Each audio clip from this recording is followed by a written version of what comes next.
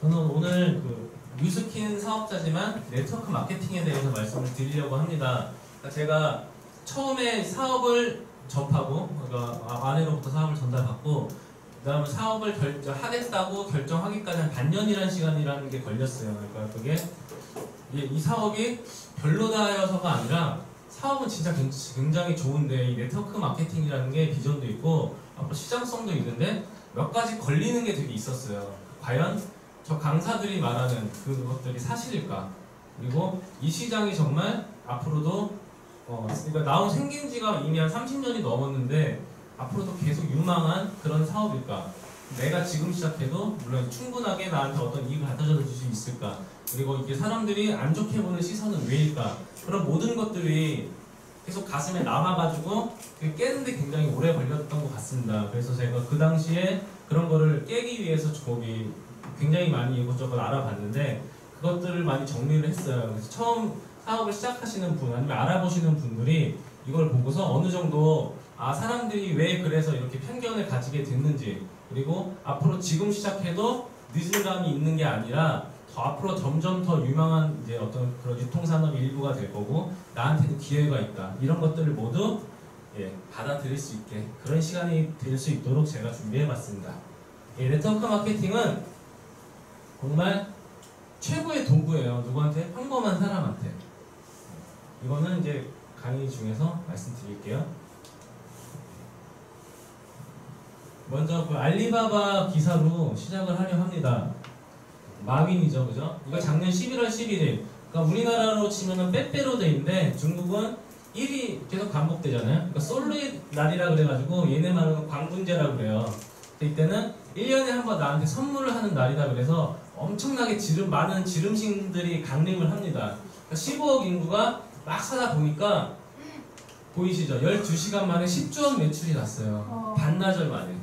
제가 또 조사를 해봤는데 이마트 있죠? 일산 킨텍스에 있는 이마트 엄청 크잖아요. 네. 저기 1년 매출이 얼마인지 아세요? 1년. 얼마일 것 같아요? 50억. 딴 분들은? 100억. 꽤 커요. 2,500억. 1년 매출이. 근데 여긴 반나절이 10조 원이에요. 반나절에 2,500억. 그렇죠? 그러니까 물론 인구의 규모가 차도 있지만 여기서 시사할 바는 뭐냐? 이제 대부분 사람들이 다 이 전자상거래, 이걸 인터넷을 이용해서 제품을 구매한다고 하는 거예요. 1년에 한 번 나한테 선물을 하는데 백화점에 안 가요. 알리바바에서 사요. 이게 굉장히 시사할 바가 큽니다. 왜? 여기 다 있으니까. 그죠? 그런 거 생각을 해봐야 됩니다. 그리고 이 사람 홍석천 아니에요? 제프 베소스. 머리만 쓰는데 되게 미남인데 이분이 누군지 아시죠? 네. 아마존의 창업자예요, 그죠? 지금 그 유명한 20년 동안 부동의 그 세계 1위, 부자 1위를 차지하고 있던 빌 게이츠를 밀어내고 올해 처음으로 세계 1위 부자가 됐습니다. 그죠? 아마존. 이것도 세계 최고의 통신 판매 회사예요. 그러니까 인터넷 기반으로 전자상거래 회사죠, 그죠? 그리고 이건희는 61위입니다. 제가 왜 이 두 사례를 말씀드리냐면은 우리가 지금 이제 알아보려고 하는 네트워크 마케팅이 유통의 한 분야거든요, 그죠? 그러면은 우리가 이제 뛰어드는 시장이 이미 트렌드가 판이 어떻게 돼 있고 우리는 누구랑 경쟁을 해야 되는가 이런 거를 좀 생각해 볼 필요가 있어요. 그래서 거기서 가장 핫한 이 두 사람의 사례를 여기 말씀드렸습니다. 서양의 사례 그리고 우리 아시아 둘 다 신기하게 동갑내기예요. 이 두 사람은 또 이런 공통점이 있습니다. 둘 다 흙수저였어요. 그러니까 아무것도 없이 그냥 이렇게 조그만 방 하나 얻어가지고 사무실을 내서 시작을 했습니다. 그냥 불 좀 잠깐 꺼주시겠어요? 끄는 게 나을 것 같아요? 이렇게 보이시죠?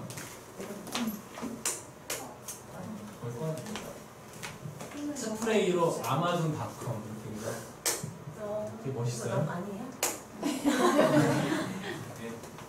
잘 보이시죠? 물론 이 사람들 둘 다 뭐 굉장히 기본적으로 똑똑했어요. 제프 베소스 같은 경우도 월가 펀드 매니저 출신이고 명문대 미국에서도 출신이고 이 사람도 영어 교사였습니다. 마윈도. 마윈 같은 경우는 미국의 어학연수를 갔다가 미국에서 이미 이 전자상거래에 붐이 불고 있다. 이거를 캐치해가지고 처음으로 이제 아시아에서 이걸 시작한 사람이라고 해요. 그죠? 두 사람이 이 사람이 이미 안정된 직장을 가지고 있었음에도 불구하고 다 내려놨습니다. 그죠? 제프 베조스도 그 당시 펀드 매니저 돈 꽤 잘 벌었거든요. 이 사람의 공통점들은 빈손으로 요 판매 중개업부터 시작을 했어요. 왜? 이 일이 유일하게 내가 맨손으로 할 수 있는 일이거든요. 사실 영업이에요, 영업. 판매 중개업이라는 게. 그죠? 그러니까 보험을 내가 시작하는데 돈 안 들잖아요. 그죠? 그런 것처럼. 근데 우리나라의 흡수저는 대부분 이런 선택을 한다고 합니다. 내가 아무것도 없어. 부모한테 물려받을 재산도 없고, 그럴 때, 그러면은, 공무원에 도전하자. 그러니까 사고방식이 굉장히 다른 것 같아요, 우리랑. 이게 왜 그러냐면은, 아마, 저는 여기서부터 뭔가 뿌리가 내려오지 않을까. 이게 조선 과거 시험을 이렇게 재현해 놓은 사진인데 뭔가 비슷하지 않아요? 네. 그것도 전통인가 봐요. 이건 작년에 청소년이랑 부모들 직업 선호도를 조사한 건데 1위가 다 교사고 학부모의 선호도는 공무원이에요. 그죠? 공무원도 교사, 그죠? 이유가 그냥 안정적이라서 세상이 어려우면은 뭔가 좀 더 도전해보고 이렇게 되는데 오히려 이렇게 움츠러들고 그러는 것 같아요, 성향이.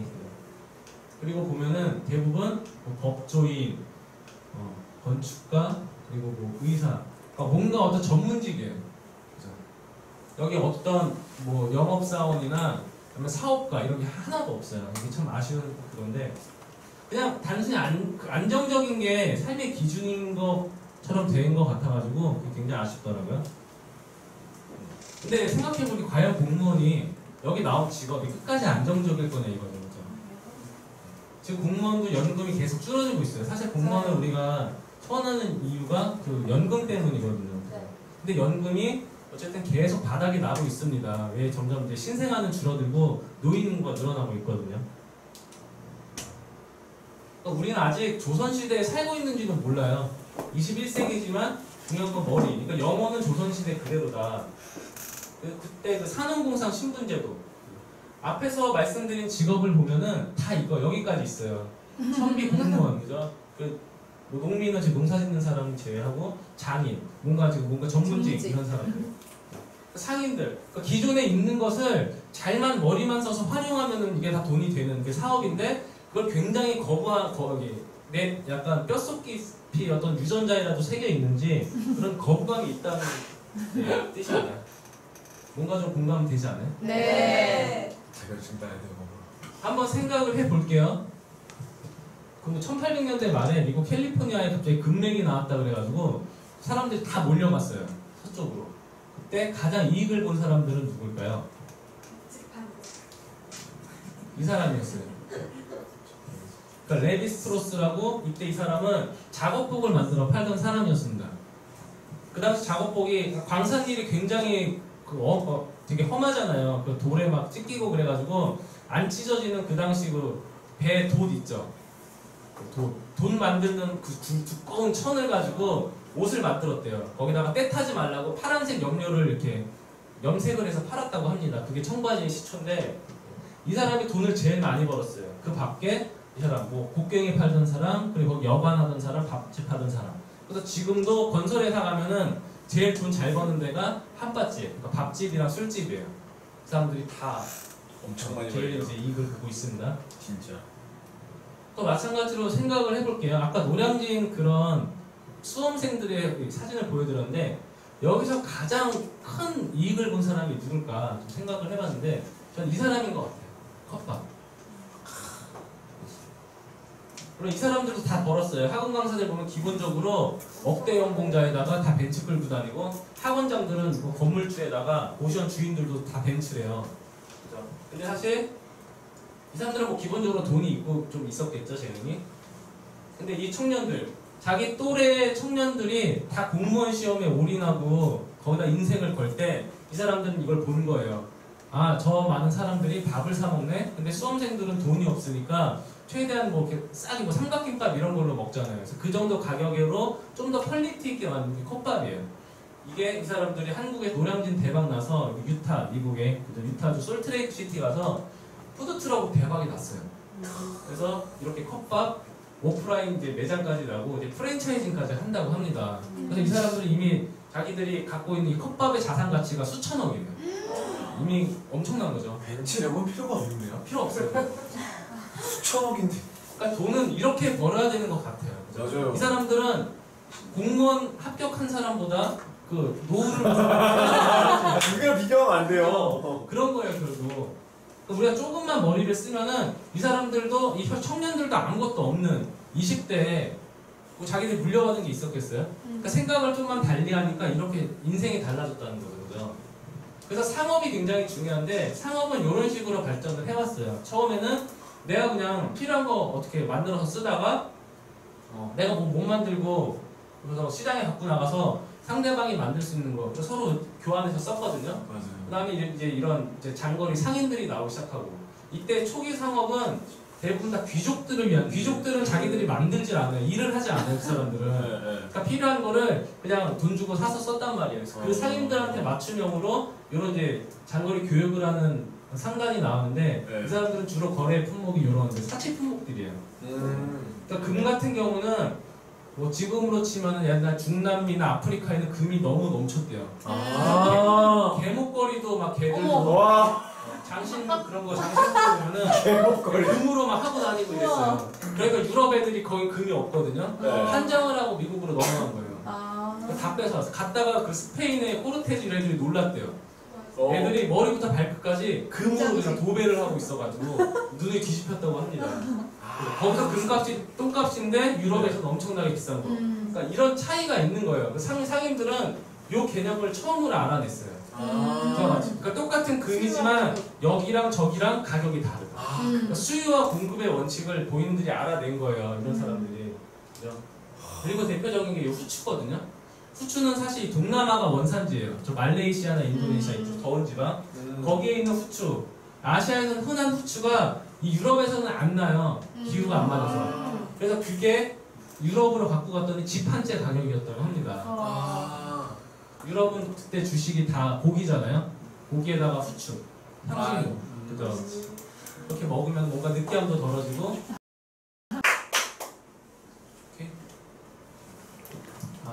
저는 오늘 그 뉴스킨 사업자지만 네트워크 마케팅에 대해서 말씀을 드리려고 합니다. 그러니까 제가 처음에 사업을 접하고, 그러니까 아내로부터 사업을 전달받고, 그 다음에 사업을 하겠다고 결정하기까지 한 반년이라는 시간이라는 게 걸렸어요. 그러니까 그게 이 사업이 별로다여서가 아니라 사업은 진짜 굉장히 좋은데 이 네트워크 마케팅이라는 게 비전도 있고 앞으로 시장성도 있는데 몇 가지 걸리는 게 되게 있었어요. 과연 저 강사들이 말하는 그것들이 사실일까? 그리고 이 시장이 정말 앞으로도 그러니까 생긴 지가 이미 한 30년이 넘었는데 앞으로도 계속 유망한 그런 사업일까? 내가 지금 시작해도 물론 충분하게 나한테 어떤 이익을 갖다 줄 수 있을까? 그리고 이게 사람들이 안 좋게 보는 시선은 왜일까? 그런 모든 것들이 계속 가슴에 남아가지고 깨는데 굉장히 오래 걸렸던 것 같습니다. 그래서 제가 그 당시에 그런 거를 깨기 위해서 거기 굉장히 많이 이것저것 알아봤는데 그것들을 많이 정리를 했어요. 그래서 처음 사업을 시작하시는 분 아니면 알아보시는 분들이 이걸 보고서 어느 정도 사람들이 왜 그래서 이렇게 편견을 가지게 됐는지 그리고 앞으로 지금 시작해도 늦은 감이 있는 게 아니라 더 앞으로 점점 더 유망한 이제 어떤 그런 유통산업의 일부가 될 거고 나한테도 기회가 있다 이런 것들을 모두 받아들일 수 있게 그런 시간이 될 수 있도록 제가 준비해봤습니다. 네트워크 마케팅은 정말 최고의 도구예요. 누구한테? 평범한 사람한테. 이거는 이제 강의 중에서 말씀드릴게요. 먼저 그 알리바바 기사로 시작을 하려 합니다. 마윈이죠, 그죠? 이거 작년 11월 11일. 그러니까 우리나라로 치면은 빼빼로데이인데 중국은 1위 계속 반복되잖아요. 그러니까 솔로의 날이라 그래가지고 얘네 말은 광분제라고 그래요. 이때는 1년에 한 번 나한테 선물을 하는 날이다 그래서 엄청나게 많은 지름신들이 강림을 합니다. 그러니까 15억 인구가 막 사다 보니까 보이시죠? 12시간 만에 10조 원 매출이 났어요. 반나절 만에. 제가 또 조사를 해봤는데 이마트 있죠. 일산 킨텍스에 있는 이마트 엄청 크잖아요. 네. 저기 1년 매출이 얼마인지 아세요? 1년. 얼마일 것 같아요? 50억. 다른 분들은? 대박. 꽤 커요. 2,500억. 1년 매출이. 근데 여긴 반나절이 10조 원이에요. 그렇죠? 그러니까 물론 인구의 규모가 차도 있지만 여기서 시사할 바는 뭐냐? 이제 대부분 사람들이 다 이 전자상거래. 이걸 인터넷을 이용해서 제품을 구매한다고 하는 거예요. 1년에 한 번 나한테 선물을 하는데 백화점에 안 가요. 알리바바에서 사요. 이게 굉장히 시사할 바가 큽니다. 왜? 여기 다 있으니까. 그죠? 그런 거 생각을 해봐야 됩니다. 그리고 이 사람 홍석천 아니에요? 제프 베소스. 머리만 쓰는데 되게 미남인데 이분이 누군지 아시죠? 그 아마존의 창업자예요. 그죠? 지금 그 유명한 20년 동안 부동의 그 세계 1위, 부자 1위를 차지하고 있던 빌 게이츠를 밀어내고 올해 처음으로 세계 1위 부자가 됐습니다. 그죠? 아마존. 이것도 세계 최고의 통신 판매 회사예요. 그러니까 인터넷 기반으로 전자상거래 회사죠. 그죠? 그리고 이건희는 61위입니다. 제가 왜 이 두 사례를 말씀드리냐면은 우리가 지금 이제 알아보려고 하는 네트워크 마케팅이 유통의 한 분야거든요. 그죠? 그러면은 우리가 이제 뛰어드는 시장이 이미 트렌드가 판이 어떻게 돼 있고 우리는 누구랑 경쟁을 해야 되는가 이런 거를 좀 생각해 볼 필요가 있어요. 그래서 거기서 가장 핫한 이 두 사람의 사례를 여기 말씀드렸습니다. 서양의 사례 그리고 우리 아시아 둘 다 신기하게 동갑내기예요. 이 두 사람은 또 이런 공통점이 있습니다. 둘 다 흙수저였어요. 그러니까 아무것도 없이 그냥 이렇게 조그만 방 하나 얻어가지고 사무실을 내서 시작을 했습니다. 그냥 불 좀 잠깐 꺼주시겠어요? 끄는 게 나을 것 같아요. 이렇게 보이시죠?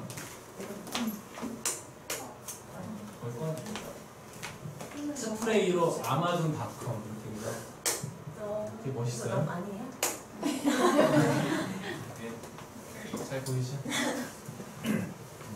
물론 이 사람들 둘 다 뭐 굉장히 기본적으로 똑똑했어요. 제프 베소스 같은 경우도 월가 펀드 매니저 출신이고 명문대 미국에서도 출신이고 이 사람도 그 영어 교사였습니다. 마윈 같은 경우는 그 미국의 어학연수를 갔다가 미국에서 이미 이 전자상거래의 붐이 불고 있다. 이거를 캐치해가지고 처음으로 이제 아시아에서 이걸 시작한 사람이라고 해요. 그죠? 두 사람이 이 사람이 이미 안정된 직장을 가지고 있었음에도 불구하고 다 내려놨습니다. 그죠? 제프 베소스도 그 당시 펀드 매니저 돈 꽤 잘 벌었거든요. 이 사람의 공통점들은 빈손으로 요 판매 중개업부터 시작을 했어요. 왜? 이 일이 유일하게 내가 맨손으로 할 수 있는 일이거든요. 사실 영업이에요, 영업. 판매 중개업이라는 게, 그죠? 보험을 내가 시작하는데 돈 안 들잖아요, 그죠? 그런 것처럼. 근데 우리나라의 흡수저는 대부분 이런 선택을 한다고 합니다. 내가 아무것도 없어. 부모한테 물려받을 재산도 없고, 그럴 때, 그러면은, 공무원에 도전하자. 그러니까 사고방식이 굉장히 다른 것 같아요, 우리랑. 이게 왜 그러냐면은, 아마, 저는 여기서부터 뭔가 뿌리가 내려오지 않을까. 이게 조선 과거 시험을 이렇게 재현해 놓은 사진인데 뭔가 비슷하지 않아요? 네. 그것도 전통인가 봐요. 이건 작년에 청소년이랑 부모들 직업 선호도를 조사한 건데 1위가 다 교사고 학부모의 선호도는 공무원이에요. 그죠? 공무원도 교사, 그죠?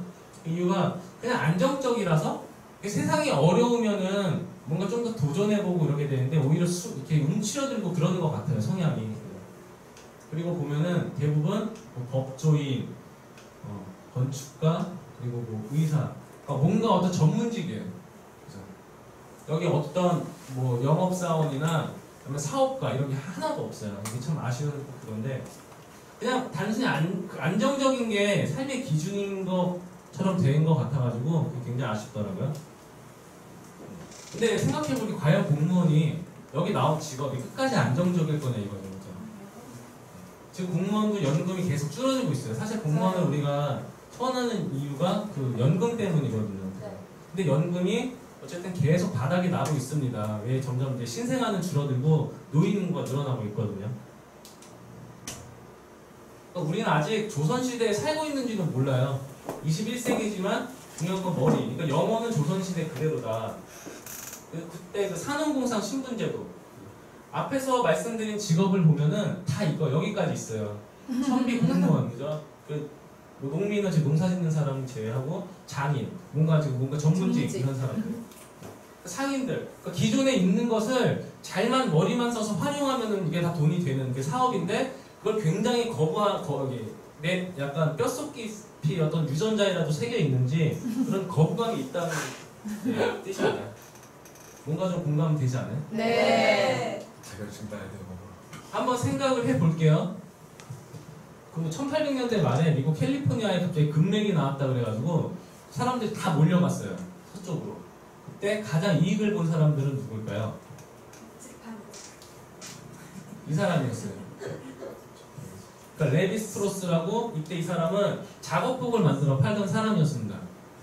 그 당시 작업복이 광산 일이 굉장히 되게 험하잖아요. 그 돌에 막 찢기고 그래가지고 안 찢어지는 그 당시 그 배 돛 있죠.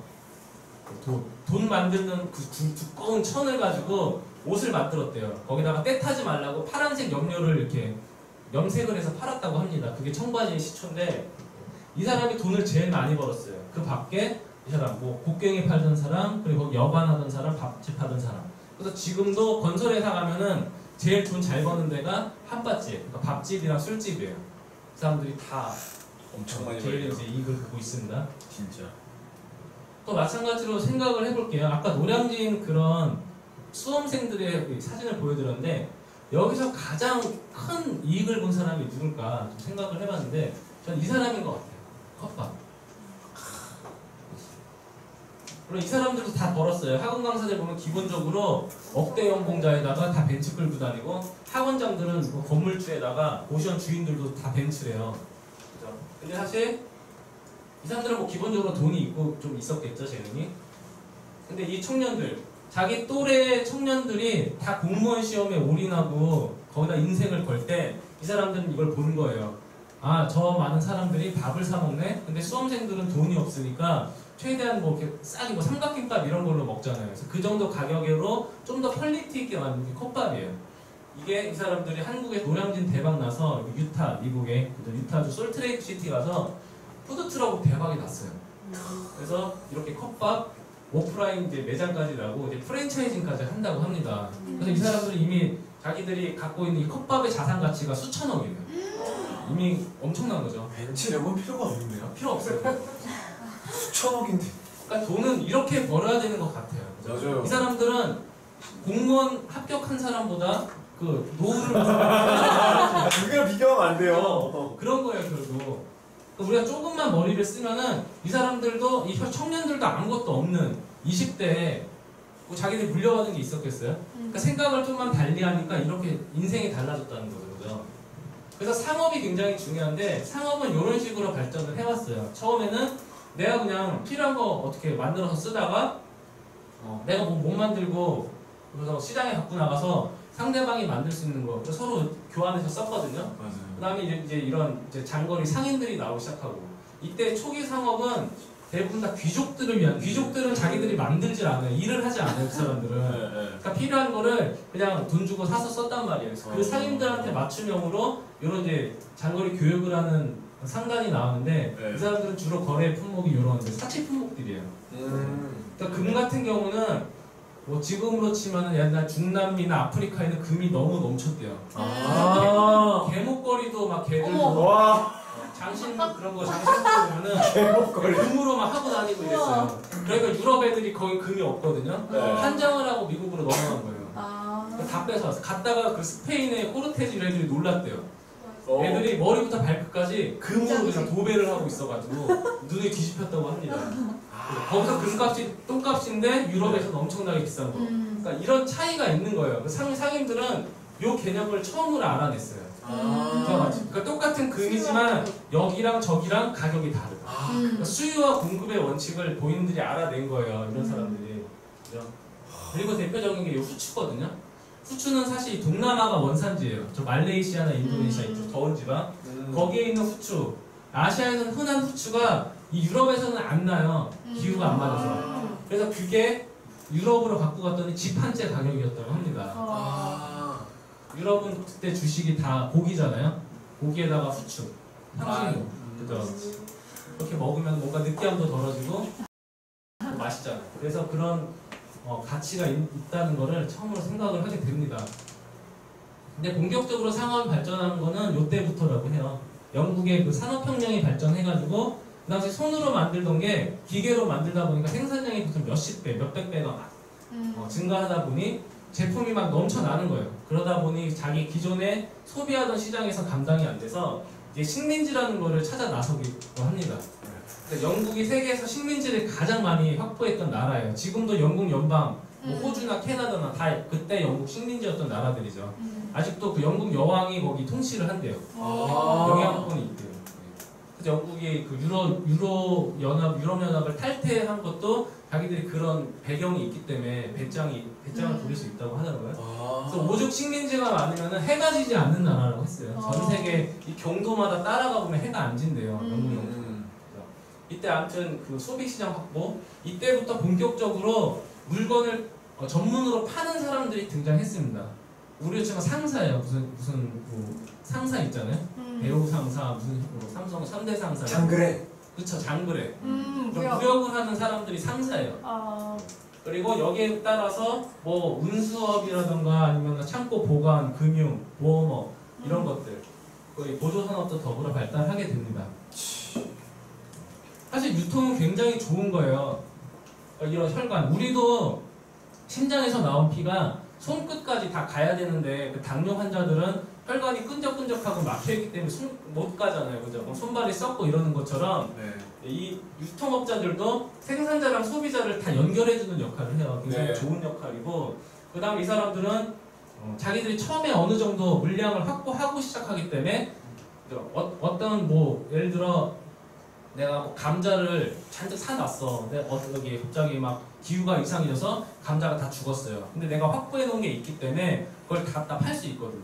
그러니까 그런 식으로 물량을 확보해서 이런 안정화 기능을 해요. 그리고 이게 굉장히 중요한 거거든요. 처음에 내가 어느 정도 다 매입을 하고 시작을 하기 때문에 기존의 그 생산자들, 그러니까 예를 들어 배추를 농사 짓는 사람을 생각을 하다 보면은 내가 배추를 샀어요. 농사에서 캤어요. 근데 이거를 시장에서 내다 팔아야지 그걸 가지고 내가 필요한 거를 또 바꿔서 쓸 수 있거든요. 근데 생각을 해보면은 언제 농사 짓고 언제 나가서 팔고 그래요. 번거롭잖아요. 근데 어떤 사람이 나타나서 그냥 니네 배추 내가 한 포기에 100원씩 다 사줄게. 그런 식으로 하니까 이 사람은 편한 거예요. 자기가 번거롭게 시장까지 갖고 갈 필요 없이. 그럼 100원에 다 넘기고 나는 계속 배추 농사만 지면 되거든요. 그 다음에 그 상인들이 얼마에 팔아먹으면 그 사람들 자유거든요. 사실. 그러니까 가치를 붙여서. 그렇기 때문에 요거 산업이 이제 분화가 되기 시작했대요. 생산이랑 그 유통이랑 따로 서로 전문적으로 여기에만 집중할 수 있게 됐죠. 그리고 이 고용 창출 효과. 사실 유통에서 일하는 사람들이 대충 우리가 20% 정도 된다고 합니다. 굉장히 많은 사람들이 유통업계에서 일을 하고 있죠. 이 전통적인 유통기업이에요. 다 이런 이제 창고형, 그 매장형 회사들인데 월마트 제일 유명하죠, 세계에서. 그죠? 그리고 이 메이시스 백화점. 그러니까 이들은 아까 말씀드린 것처럼 그 생산자한테 물건을 한 번에 다 사드려요. 그러니까 총판이나 도매 개념으로 잔뜩 확보했다가 그걸 팔거든요. 자기들이 적당한 가격을 붙여서. 그러다가 이제 좀 재고가 많이 남기 시작하면은 미국에는 블랙 프라이데이라는 게 있습니다. 대규모 할인 행사. 보통 막 80, 90% 할인하는데 그게 가능한 거예요. 왜? 얘들이 갖고 있던 재고를 떨이하는 거니까. 그래서 우리나라에는 이게 불가능해요, 사실. 근데 유통업의 판도가 이제 바뀌고 있습니다. 시대가 바뀌니까. 그러니까 유통업은 사실 통신기술이랑 운송수단의 영향을 가장 많이 받는데요. 그렇죠? 옛날에는 요 가축. 그래서 아라비아 상인들 낙타를 길렀는데 낙타가 유일하게 되게 생명력이 강해요. 물을 안 먹고도 버틸 수 있기 때문에 이 사람들이 이제 낙타를 활용했고, 그 다음 배가 나오면서 대량 수송이 가능했습니다. 그리고 기차가 나오면서 기차의 장점은 딱 정해진 시간에 이제 이동하는 거거든요. 그러니까 시간을 딱 맞출 수가 있었어요. 물건을 보내고 받는 거. 그리고 이 자동차가 나오면서 이제 전 세계 어디든 갈 수 있어요. 레일하고 상관없이 도로만 있으면은 갈 수 있거든요. 근데 이제 우리는 누구나 인터넷을 통해 물건을 사요. 맞아요. 아까 알리바바 사례에서 봤듯이. 그리고 택배 시스템. 이걸 다 통해서 물건을 받고 있습니다. 근데 전자상거래도 이미 미국에서 1990년대 시작을 했거든요. 그래서 아마존 같은 회사가 먼저 들어가서 다 자기들이 이제 독식을 한 상태예요. 이 전통적인 방식이 이렇게, 그리고 그 다음에 중간에 대형 마트나 뭔가 유통 단계를 줄이긴 했는데 백화점이나 홈쇼핑이나 전부 다 대기업이 갖고 있어요. 일반 뭐 있나요? 없죠, 그죠? GS 홈쇼핑이나 롯데 홈쇼핑 다 대기업이잖아요, 그죠? 전자상거래도 마찬가지로 우리가 할 수 있는 게 지금 유일하게 인터넷 쇼핑몰인데 사실 이것도 녹록지가 않아요. 10년 전만 해도 제가 되게 자주 가던 남성 전문 쇼핑몰이 있었어요. 거기 모델이 막 정준영 그리고 곽시양 뭐 이런 애들이었거든요. 근데 다 없어졌어요. 몇 년 만에. 그 정도로 굉장히 경쟁이 안 되는 거예요. 왜? 우선 자본력이랑 마케팅이랑 이런 거 경쟁을 해야 되는데 이 대기업이 잡고 있는 이 소셜 커머스, 쿠팡이랑 지마켓이랑 경쟁이 되나요? 안 돼요, 절대. 안 돼요. 그래서 우리도 일반인이 이제 뭔가 이런 쪽에서 유통해서 내가 자리를 잡기에는 굉장히 어려운 상황이 됐습니다. 그러다 보니까 거의 반독점 상태가 돼서 이들이 이제 횡포를 부리기 시작해요. 우선 자기들이 매입해서 파는 거, 그러니까 식품 같은 거는 저장이 안 되잖아요. 과일이나 고기나 뭐 첨가물, 뭐 생선 같은 거는 다 거기에 이제 납품업자들이 들어와서 매장을 놓고 팔아요. 거기 가시면 그 안에 정육점이 있잖아요. 그건 마트 직원들이 아니에요. 외부 업체들. 맞아요. 송곳이란 드라마를 보셨으면은 잘 나와요. 거기. 그 매품 단가 후려치기 이런 거. 그러니까 나는 돼지고기를 10,000원에 팔아야 딱 본전인데 얘들이 갑자기 7,000원에 팔으래요. 자기가 행사한다고. 그러면은 울며 겨자 먹기로 해야 돼요. 그러다가 자살하는 케이스도 되게 많거든요.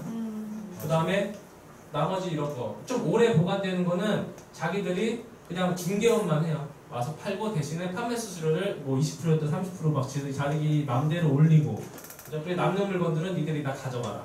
맞아요. 그 재고 같은 거. 그러니까 절대 유통회사는 손해를 안 보는 구조에서 일을 하고 있습니다. 그러니까 우리는 가위바위보 할 때 한 손으로 하는데 얘들은 손발 양손 한 번에 4개 내밀고 그거 봐갖고 적당한 거 그냥 바꾸는 거예요. 이길 수가 없어요, 이 구조가. 한이. 그래서 신조어가 나왔죠. 갑질이라는 말이 나왔어요. 맞아요. 대기업의 갑질. 거기다가 한술 더 떠서 이젠 자기들이 제조 마진까지 다 먹으려고 합니다. 거기 납품된 제품, 여기 나열된 제품을 보면은 저도 화장품을 주로 유어스 제품 동네 GS 마트가 있어서 이걸 많이 써요. 이거 화장지를. 화장품을 씨가 놀래서 이거 쓴다길래. 화장지입니다. 화장지, 그죠? 놀랐네. 이게 왜 이걸 사게 되냐면은 어쩔 수 없어요. 가격이 월등하게 싸요. 보통 막 같은 양인데도 2-3천 원 차이가 나요. 당연 이거 사겠죠, 저 같아도. 이건 어쩔 수 없는 사인 것 같아요. 그러면은 기존에 납품했던 회사들은 안 팔리니까 도로 재고를 다 떠안게 됩니다. 결국 죽을 수밖에 없어요. 맞아요. 이 커클랜드는 이게 많이 보셨죠? 네. 아니요? 커클랜드. 이거 포스코에서 만든 PB 제품이에요. 되게 웃겨요. 여기에 커클랜드에서 그 스타벅스 원두도 나와요. 그 스타벅스에 OEM을 주는 거죠. 단가 낮춰가지고. 그 정도로 이미 유통의 파워가 세요. 이거 스타벅스 자기의 그거 하청업체. 그러니까 제조업은 이미 유통의 하청업체가 된 상황입니다. 물론 에르메스나 뭐 그런 티파니 같은 아주 그 사치품, 그 명품을 취급하는 거들은 약간 이제 특이한 케이스고, 대부분 우리들이 먹고 쓰는 생필품들은 이 유통업체의 노예가 돼버렸어요. 현실입니다. 그래서 이런 불합리한 수익 구조를 놨어요. 납품 원가, 여기 원가에는 이게 다 포함된 거예요. 재료 원가에다가 그 생산자 마진, 경비, 광고비도 이 생산업체가 다 하잖아요. 그래서 1,000원에 맞춰서 납품했는데 소비자는 10,000원에 사는 거예요. 유통 단계에서 물론 어떤 단계를 거치는지 모르겠지만 9,000원이라는 자기 마진을 가져가는 거예요. 근데 이거는 단순히 아까 말씀드린 부가가치의 차원을 넘어선 거예요. 그러니까 뭔가 좀 심하다. 이 풍리를 해서 적당히 해야 되는데 좀 심하다. 이런 말이 막 나오기 시작합니다. 그래서 이제 영상을 하나 보고 시작할게요. 좀 꺼주시겠어요? 그러니까 한 가지 더 사진 보여드리면은 요거랑 똑같아요. 그러니까 내가 한번 생각을 해보세요. 피망도 장을 보고 햄도 사고 치즈도 사고 밀가루 반죽도 해서 피자를 만들어 놨어요. 근데 어떤 놈이 나와서 내가 피자를 대신 팔아주겠대. 피자를 팔았어요. 근데 수익을 이렇게 가져가요. 너는 요거만큼만 가져가고 내가 이번에 가져가는 거야. 이게 납득이 되죠? 아니요. 선생님은 내가 다 했는데 오빠나. 그러니까 이런 구조입니다. 이번엔 여성분들 중독자로 수입니다. 아무리 그래도 비싸니까 좋을 거야 기대하며 사는 이 상품. 충격의 원가분에 15위에서 그 기대 산산이 부셔드립니다.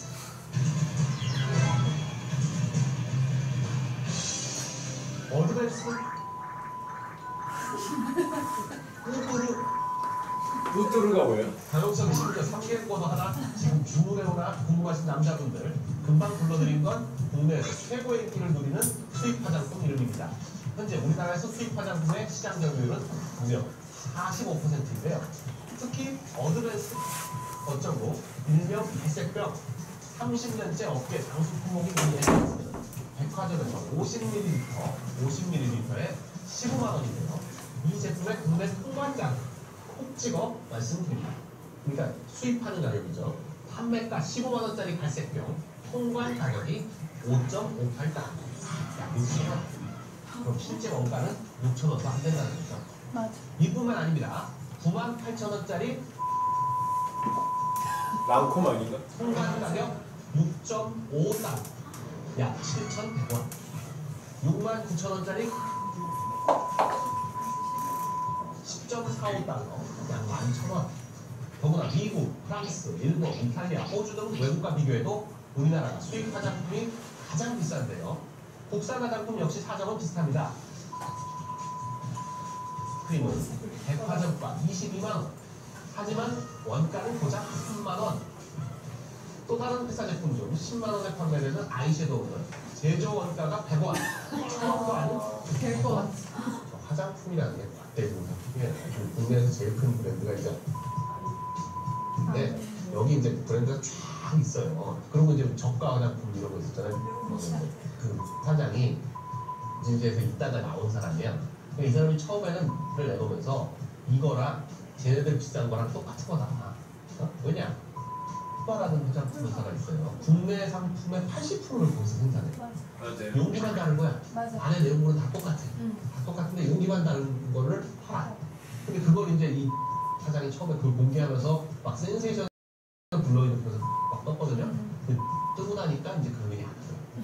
제일 골 때리는 거는 화장품에서 사용되는 그런 어떤 성분 같은 게 대충 한 60가지가 있는데 이게 이미 한 3, 40년 전에 다 개발이 돼 있는 거예요. 새로 나오는 건 없어. 네, 그거를 올해는 요거 한번 뭐 새롭게 했습니다. 올해는 요거 한번 새롭게 했습니다. 이런 식으로 하는 거예요.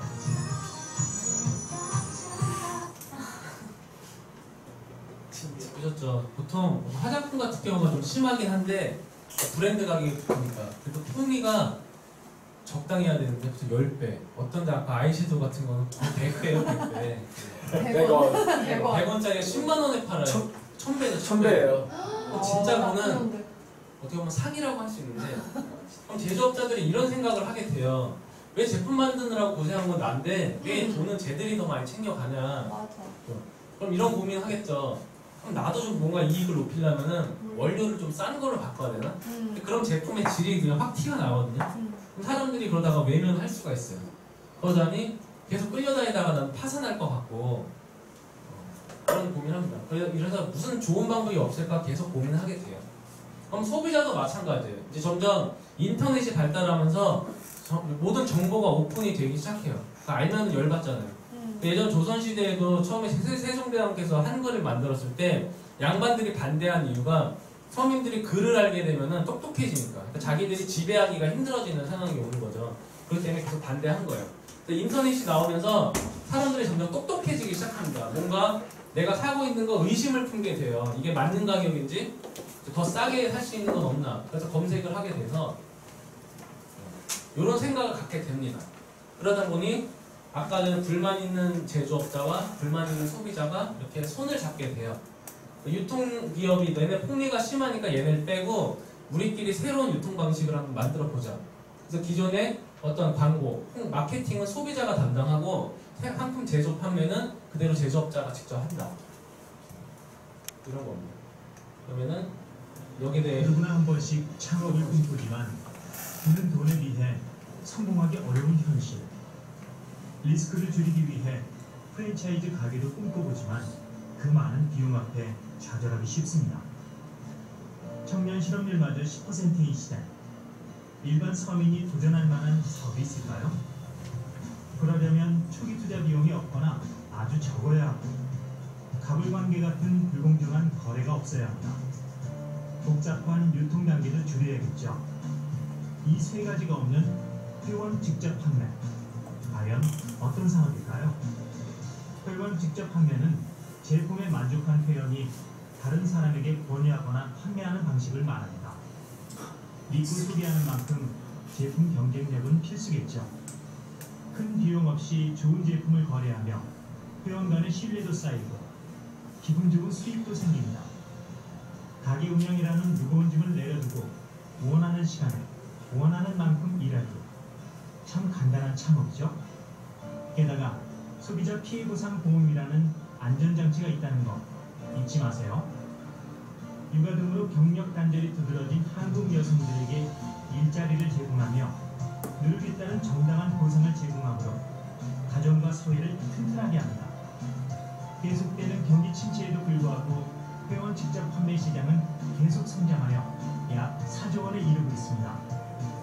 국민 경제에 미치는 영향은 10조 원이 넘었으며 고용 유발 효과도 4만 9천여 명에 이릅니다.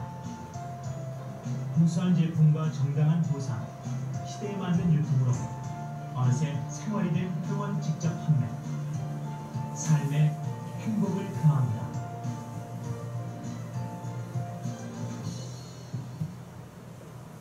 직접 판매 공제 조합이 제공합니다.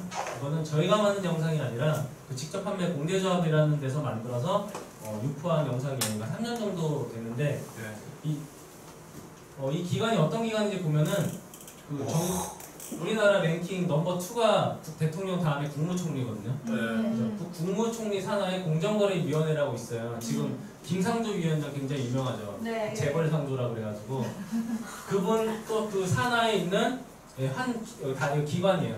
직접 판매 공제 조합이라. 거기서 우리 그 직접 판매, 일반 방판이나 이런 저희 그 네트워크 다단계 판매를 담당하고 있습니다. 거기서 만든 영상이에요. 그러니까 무슨 말이냐? 정부에서 이제 하라고 권유하는 그런 영상이에요. 그러니까 왜 정부가 자꾸 이런 거를 추천을 하냐면은 실제로 요거는 주로 이제 집에서 경력이 단절된 어떤 주부들이나 장애인 분들도 있고 그리고 어떤 노인들, 은퇴하고 집에서 아무것도 안 하시는 분들은 정부에서 굉장한 부담이거든요. 실업자들은 실업수당을 계속 줘야 되고 그다음에 그 나이 드신 분들은 노령연금.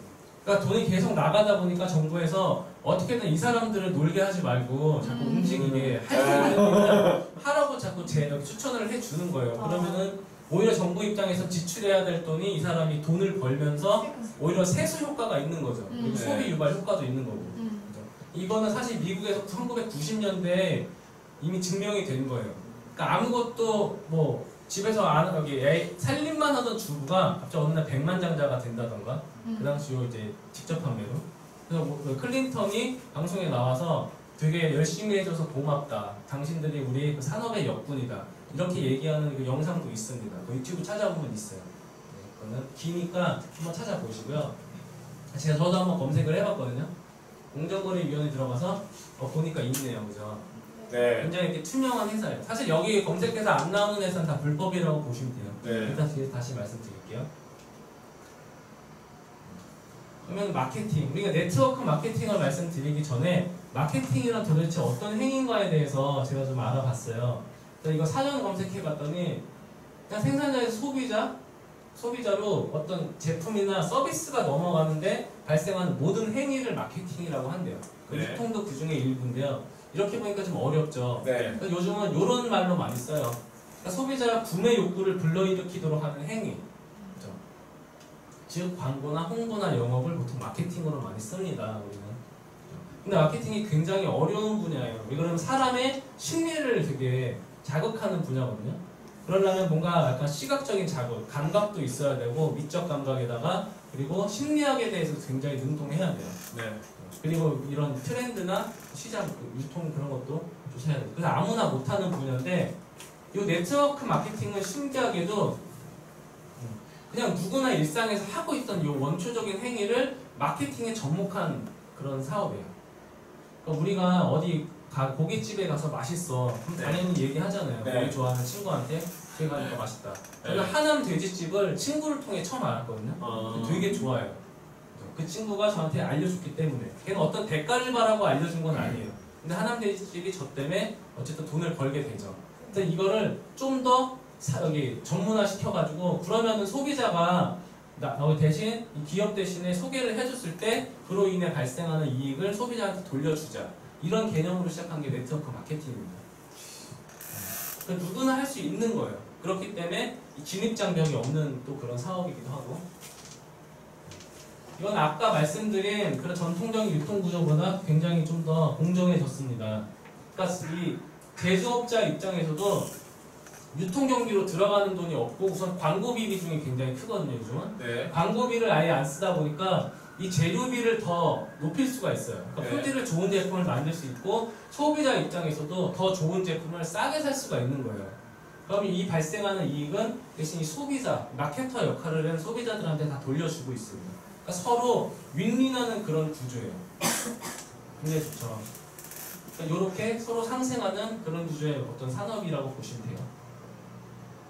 억만장자들은 이미 네트워크 마케팅을 자꾸 하라고 권하고 있습니다. 이 대표적인 게 로버트 기요사키랑 도널드 트럼프인데 이 사람들은 네트워크 마케팅이랑 1도 관련이 없는 사람들이에요. 해본 적도 없고.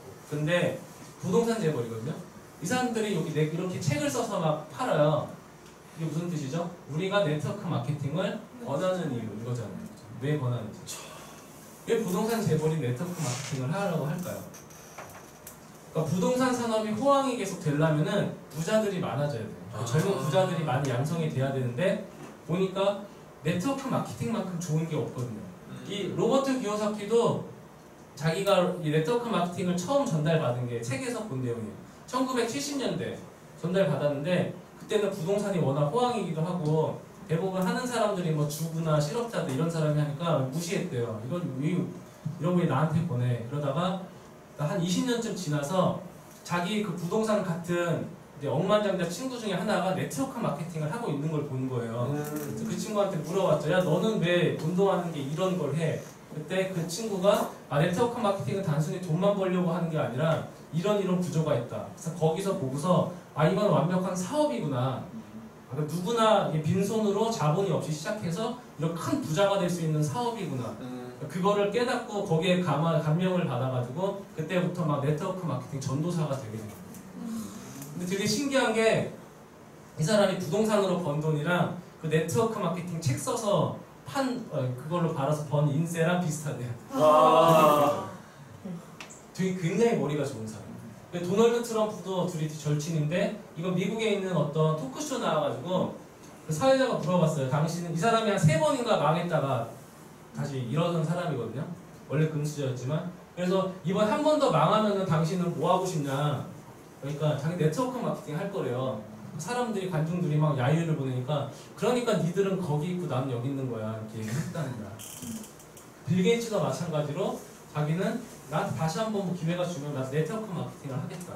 그러니까 억만장자들은 이미 이 네트워크 마케팅이 뭔지 그리고 이게 어떤 비전을 갖고 있는지 어떤 수익 구조를 갖고 있는지 빠삭해요. 돈을 벌어본 사람이기 때문에. 그죠?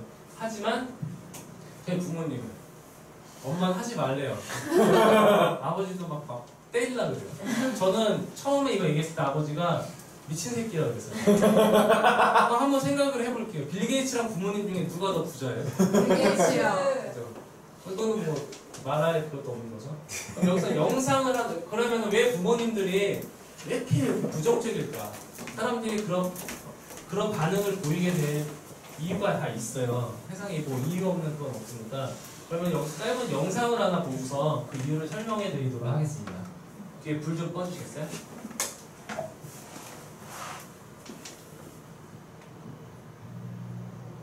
나 회사도 너무 힘들고 좋은 경제도 별로고 해서 내 미래를 위해 좀 더 괜찮은 걸 하기로 했어. 뭐 할 건데? 네트워크 마케팅 하려고. 그게 뭐야? 어떤 회사의 제품이 있을 거 아니야? 그걸 내가 먼저 써보고 소비자나 사업자들한테 소개하고 그걸 소비하는 그룹을 구축하는 사업이야. 야, 그거 피라미드 아니야? 피라미드가 뭔데? 그 그 외에 제일 위에 있는 사람들이 돈 많이 버는 거 있잖아. 아, 네 회사에서처럼? 거기서 돈 벌려면 너무 늦은 거 아니야? 정말 좋은 네트워크 마케팅 회사에서는 내가 정말 열심히 일을 하면 먼저 한 사람보다 돈을 좀 벌 수 있어. 그래서 피라미드가 아니라고? 그걸 네가 어떻게 알아? 피라미드에서는 제품이나 서비스가 유통되는 게 아니라 단지 사람을 모집하면 돈을 주는 회사고, 그래, 그거 피라미드야. 제대로 된 네트워크 마케팅 회사는 제품이 사용되어지면 돈을 주는 회사라는 차이가 있지. 그래도 피라미드야. 어디서? 조직을 그리면 어쨌든 피라미드잖아. 그게 무슨 말이었는데? 아니, 난 그냥 피라미드처럼 보여서. 네가 지금 일하는 회사 조직도를 그려봐. 어떤 모양이야? 피라미드. 그치? 네가 지금 다니는 교회 조직을 그려봐. 어떤 모양이야? 피라미드. 또 걸스카우트 조직을 한번 그려봐. 어떤 모양이야? 피라미드. 이제 무슨 말인지 알겠어? 알아. 나는 피라미드가 그렇게 많은지 몰랐어. 그런데 너 진짜 피라미드 회사에서 돈 벌 수 있다고 생각하는 거야? 미국 노동성과 직접 판매협회 통계를 보면 말이야. 똑같은 시간과 노력을 가지고 일을 할 때 네트워크 마케팅에서는 지겨운 일반 직업보다 평균 5배 돈을 더 벌 수 있대. 맞아. 나도 내 일이 너무 지겨워. 그래서 맨날 일 끝나고 로또 사고 있잖아. 이게 역전.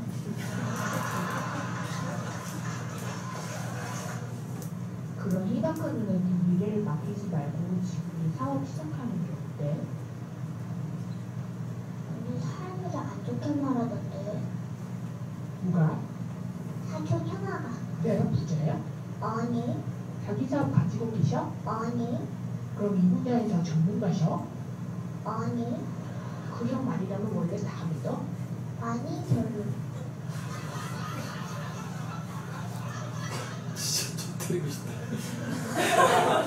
근데 어떤 사람들은 돈이 안 된다고 하던데. 그런 사람들은 기업이나 정부의 복지 정책이 안전하고 영원할 거라고 생각하는 거야.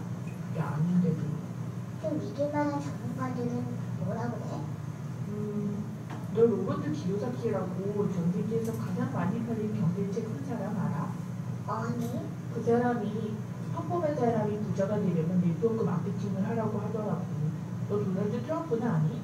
알아. 그래, 그분 네트워크 마케팅 회사에 투자했어. 또 세계 최고의 투자자인 워렌 버핏이란 사람 알아? 아니, 이게 자신이 한 최고의 투자라고 그러더라고. 그래서 넌 그 사람들이 우리 형아보다는 전문가라는 거지? 그래도 난 피라미드는 별로야. 어떡하지? 뭐야, 지금까지 내가 한 얘기 이해 못한 거야? 아니야, 이해해. 근데 아직 피라미드가. 아니 왜? 우리가 그냥 피라미드 같아.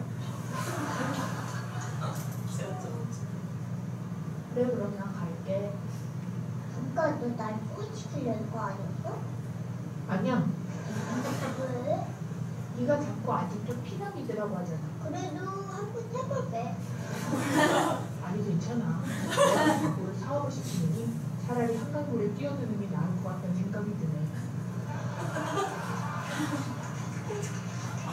엄마,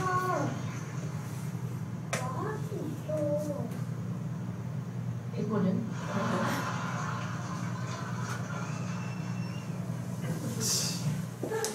어때요? 미칠 것 같죠? 네.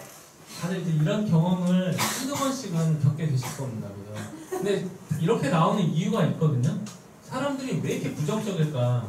아까 말씀드린 로버트 기요사키나 도널드 트럼프 같은 억만장자들은 이미 네트워크 마케팅을 하라고, 그러니까 당신이 아무것도 없는 사람이면 하라고, 그죠? 이렇게 권하고 있지만 되게 부정적인 거예요. 그래서 제가 이거를 굉장히 많이 찾아봤어요. 그래서 이게 납득이 되기 전까지 도대체 사람들한테 말을 못 하겠더라고요. 저도 이제 뉴스킨 한 2년 이상 좀 했는데 그 세 가지 여기 원인이 있었고 이거를 좀 정리를 해봤어요. 네트워크 마케팅이 언제 시작됐고 그게 우리나라에 들어오면서 어떤 과정을 겪었길래 대체 이렇게 됐는지, 그리고 이 사람들이 다단계 하는데 이게 정확히 뭔지, 그리고 이 불법 피라미드 업체랑 이 합법적인 네트워크 마케팅 업체랑 뭐가 다른지 이거에 대해서 말씀드릴게요. 네트워크 마케팅은 처음에 아메이에서 시작을 했다고 합니다. 아메이는 처음에 그 방판회사, 그 세일즈맨들을 고용해가지고 하는 그 직판회사였는데, 그 1975년도에 네트워크 마케팅 방식을 처음으로 적용을 하기로 했어요. 근데 미국 국세청에서 바로 소송을 걸었어요. 왜 그러냐면은 이건 피라미드 아니냐. 그러니까 아니다. 그래가지고 한 4년을 싸우다가 결국 아메이가 이겼습니다. 그 후로 다른 이제 어떤 직판업체들이 다 따라서 아메이를 따라가지고 이런 네트워크 마케팅 방식으로 바뀌고, 이 다음에 생긴 게 뭐 허벌라이프라든지 뉴스킨이라든지 이런 게 엄청나게 많이 생기게 돼요. 근데 우리나라는 1983년도 이때는 뭐 그냥 소규모 아주 영세형 피라미드 업체 방식으로 했대요. 뭐 해도 20만 원어치, 30만 원어치 이렇게 해서 크게 뭐 피해자가 없었는데, 문제는 우리 서울올림픽 이때를 기점으로 그 외국에서 엄청나게 그 피라미드 기업들이 들어오기 시작합니다. 대표적인 게 제펜라이프라는 회사인데, 얘네들은 자석료를 팔았어요. 한 번에 막 3,400만 원짜리를 그냥 피라미드 방식으로 막 팔기 시작하니까 사람들이 이제 피해자가 어마어마하게 생기고, 그때 막 자살하는 사람, 막 빚진 사람 생겨가지고 집단 소송을 걸고, 이게 정부 차원으로 많이 문제가 됐다고 해요. 근데 어떻게 대응할 방법을 모르고 막 계속 피해자만 쌓아두다가 이제 아메이까지 들어왔는데, 아메이는 미국에서 이렇게 승소를 했지만 우리나라에서 들어오면 또 우리나라 사업자들이 하잖아요. 똑같은 방법으로 사재기 방식으로 영업을 한 거예요. 91년도면 제가 초등학교 때였는데 저희 어머니도 기억이 나요. 그때 아버지랑 엄청 싸웠어요. 집에 정수기랑 막 이것저것 잔뜩 사들고 와가지고 집에 돈도 없는데 그 기억이 납니다. 그래서 저도 굉장히 안 좋은 부정적인 인식을 갖고 있었어요. 그래서 이때 김영삼 정부였는데 극단의 조치로 이 대표이사들 다 구속시켜버렸어요. 그래서 이때 클린턴이 왔었대요, 우리나라에. 맞아요. 클린턴 왔었어요. 이 구명하러. 아메이 대표이사 풀어달라고 왔었대요. 안 풀어줬는지 모르겠어요. 그거는 풀어줬겠죠. 제가. 미국 대통령이 왔는데. 그 다음에 그후로 이제 95년도에 본격적으로 법을 만들기 시작했습니다. 피해자들 어쨌든 구제를 해야 되니까 대책을 세우기 시작했어요. 그렇죠? 이런 슬픈 역사가 있어서 이 부모님들은 이 자라를 보고도 소뚜껑을 생각하게 된대요. 우리가 이해를 해야 돼요. 그 무턱대고 막 이렇게 막 싸울 필요도 없는 것 같아요. 생각해보면. 그 한 나라의 그 경제력을 볼 때 기준이 되는 게 국제행사고, 그중 가장 으뜸이 되는 게 올림픽이라고 합니다. 그래서 올림픽을 개최할 정도가 되면은 이 나라는 어느 정도 경제적으로 중진국 이상에 들어섰다, 이런 기준이 된다고 해요. 미국은 이 올림픽을 1932년도에 처음으로 했어요. 되게 호황기였죠, 그죠? 그리고 이러고 나서 대공황이 터졌긴 했지만, 우리나라는 88년도, 즉 56년의 격차가 있어요. 물론 우리나라는 일제강점기였다가 6.25 전쟁이 나고 굉장히 힘든 시기에 겪었기도 했지만, 하지만 이 네트워크 마케팅 관련법 제정된 거는 16년밖에 차이가 안 나요. 그래서 무슨 말이냐, 우리나라는 엄청나게 빠르게 성장을 했다는 거예요. 그렇죠? 그리고 79년도고 미국 같은 경우는 되게 천천히 정화의 시간을 많이 겪었는데, 반면에 우리나라는 그런 게 전혀 없었습니다. 그러니까 계속 피해자만 양산할 수밖에 없었고, 이게 이렇게 어떻게 보면은 나라의 좀 차이인 것 같아요. 너무 우리가 빨리 성장한 문제도 있고, 그 다음에 사실 요 네트워크 마케팅은 인터넷 전자상거래랑 많이 발전 속도가 비슷하대요. 미국에서 가장 많이 이 네트워크 마케팅이 확산된 때가 1990년대라고 합니다. 그때 미국에서 인터넷을 이제 활용하기 시작했대요. 그죠? 왜 그러냐면 이게 우리도 지금 인터넷이랑 택배 시스템 받쳐줘야지만 할 수 있는 유통 방식이긴 하거든요. 그래서 제가 판단했을 때 한 2005년도쯤에나 들어왔어야 우리나라에서 좀과 뭔가 부작용이 없이 잘 정착하지 않았을까, 이런 아쉬움이 좀 있습니다. 그러니까 중국 같은 경우는 정부 차원에서 아예 막아놨었어요. 이런 케이스를 많이 봤기 때문에. 그래서 오픈한 지가 10년 정도? 그 정도도 안 됐는데 우리나라보다 성장률이 굉장히 빠릅니다. 이미 걔네들 인프라가 다 깔아놓은 상태에서 들어왔기 때문에 이런 차이가 있어요. 그리고 이 소비자의 인식, 무조건 우리가 못 살 때는 과시형 소비를 많이 했거든요. TV에서 광고하면 그 광고하는 제품을 사고, 연예인 누가 쓴다 그러면 그 제품을 사고, 남들보다 비싼 거. 그러니까 비싸야 좋다는 그 배불런 효과라고 그러잖아요. 그 경쟁 그런 사고방식이 있었는데 이제 점점 사람들이 똑똑해지기 시작한 거예요. 실속을 차리기 시작한 거죠. 그럴 때 딱 알맞는 비즈니스가 네트워크 마케팅이다. 그럼 다단계에 대해서 한번 말씀을 드리려고 합니다. 이거는 약간 좀 따분한 법적인 내용인데 제가 이거를 찾아서 그냥 정리해 봤어요. 그러니까 다단계는 쉽게 생각하면 노란 것만 보시면 되는데 보통 우리가 이렇게 누구를 내 밑으로 이렇게 가입을 시킬 때 3단계 이상으로 가입시키면은 이게 무조건 다단계법이고 다단계 그 회사로 등록을 해야 된다고 합니다. 우리나라 법으로. 그리고 내가 그 다른 판매원, 그러니까 3단계 이하, 그러니까 내가 직접 관련이 안 된 사람의 발생한 매출 여기에 대해서 나한테 후원수다.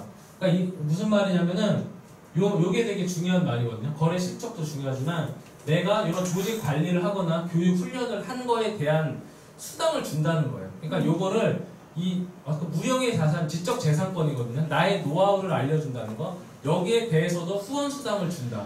요 개념이 굉장히 중요한 거예요. 그래서 요거 때문에 굉장히 좀 말이 처음에 많았었는데 정리를 하자면 요런 겁니다. 그죠? 그 제조사 입장에서는 유통 단계를 거치지 않고 소비자로 바로 제품을 판매하는 거기 때문에 직접 판매라고 해요. 그 영어로 다이렉트 셀링이라고 하는데 여기 제조사가 벌 수 있는 돈은 제품을 팔아서 발생하는 매출이죠. 그럼 우리 소비자 마케터들은 중간에서 어떤 역할을 하냐? 광고 마케팅을 하고 그 소비자랑 생산자를 연결해주고 그래서 발생하는 중개업 역할을 하는 거예요.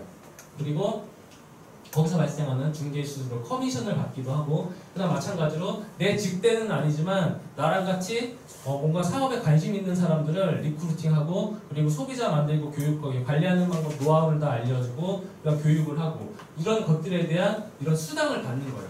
그러니까 마치 이게 뭐랑 비슷하냐면은 요거랑 비슷해요.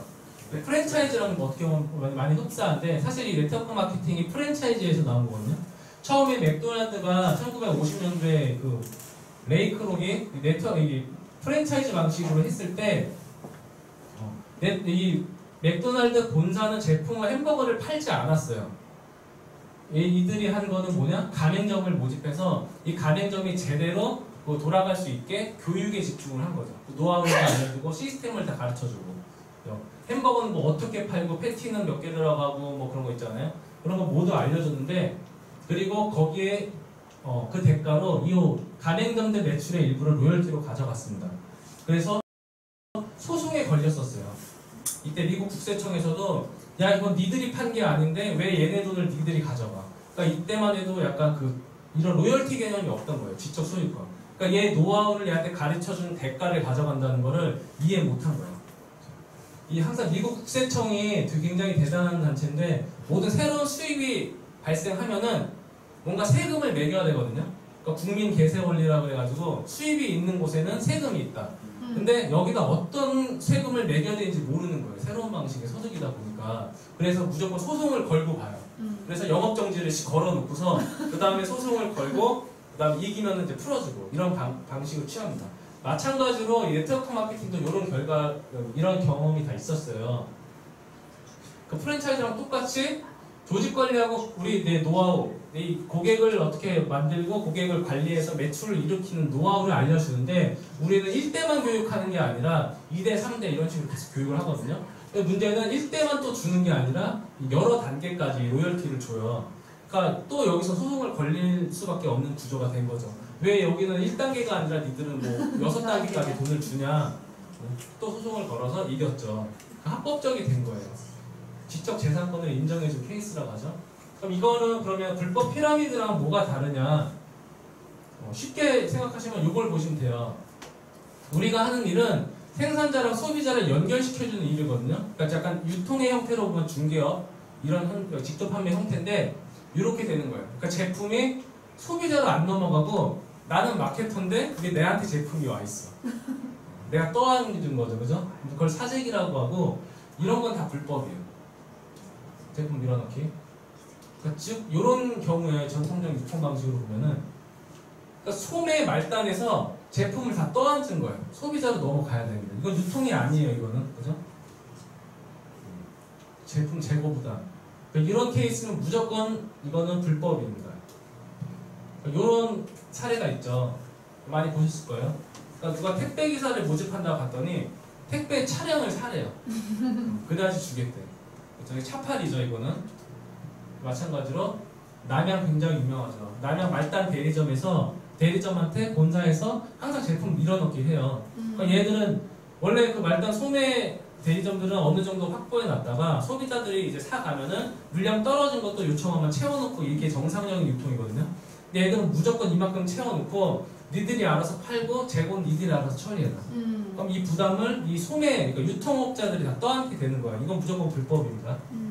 이것도 마찬가지로 빼빼로데이 이거 절대 사주면 안 돼요. 롯데가 이런 짓을 한답니다. 편의점한테 빼빼로랑 그런 뭐 카네이션 이런 걸 잔뜩 몰아놓고 편의점주들한테 알아서 처분하라고 그럼 부담을 준대요. 다 불법이에요. 빼빼로데이 없어져야 됩니다. 11월 11일. 차라리 나한테 그냥 광분지에 쇼핑을 하세요. 쇼핑은 뉴스킨에서.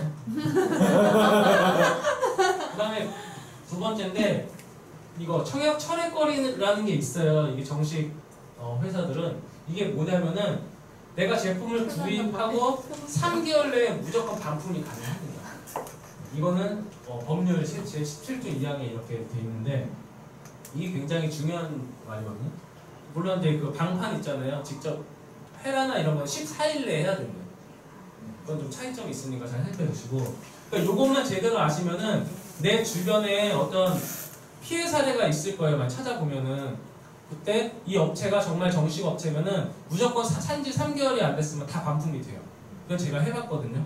제 고객 중에 한 분이 그 유니시티에서 예전에 한 몇백만 원어치 건강식품을 떠 안 하는데 보니까 다 멀티비타민, 미네랄 이런 거에다 오메가고 이름만 달라요. 근데 그 사람은 모르고 잠깐 사놓고 먹어보니까 효과가 없어갖고 자기한테 제품 떠넘긴 사람한테 연락해서 바꿔달라고 환불해달라고 했더니 환불이 안 된다는 거예요. 근데 그 여기서 뭐 얘기해도 유니시티라는 회사였어요. 근데 유니시티는 그래도 합법적인 네트워크 회사에 가입이 돼 있는 회사거든요. 그래서 3개월 산지 3개월이 안 됐기 때문에 제가 다 그걸 갖고 가서 유니시티 본사에 가서 반품을 다 해줬어요. 환불 다 처리 받았어요. 요거 알아두면은 주변에 제가 많이 도움을 주실 수 있을 겁니다. 그런 걸로. 그리고 그분은 저희 또 아주 VIP 고객이 돼가지고 잘 먹고 쓰시고 계십니다. 뭔가 도와주면은 받는 것 같아요. 그 다음에 요거 투자. 어떤 S 그 회사가 있는데 약간 그 바이너리 피라미드 방식으로 영업을 많이 해요. 걔들 화장품 무슨 소금으로 만든 화장품을 파는 애들인데 걔들 그 사업 설명회 가면은 이런 말을 한대요. 인생이 바뀌는 사업이다. 좋다. 근데 300만 원을 투자 못하냐. 아니 왜 우리는 유통업자인데 왜 투자를 해요? 우리는 투자하는 사업이 아니에요. 유통하는 사업이지. 그치? 네. 무조건 불법입니다. 돈을 요구하면. 사실 돈을 투자하라 그러면은 걔네들이 투자 회사가 아니면 그거 유사 출신이거든요. 그건 금융법에 걸려요. 유통이 아니라 더 큰 죄에 걸리니까 차라리 제품으로 사재기를 시키는 거예요. 300만 원어치 제품을 사가라. 그걸 투자라고 이렇게 말을 돌려 말하는데 100% 사기입니다. 우리는 중개업자예요. 마케팅을 할 거면은 절대 돈을 안 써도 돼요. 사실 우리 사업은 내가 제품을 안 써도 돈을 벌 수 있는 구조거든요. 소개만 해도 돈을 벌 수 있어요. 근데 소개를 좀 더 제대로 하기 위해서 내 체험을 전달해야 되기 때문에 제품을 조금이라도 써보라고 하는 거지. 사실 안 써도 상관없긴 해요. 그런 차이가 있습니다.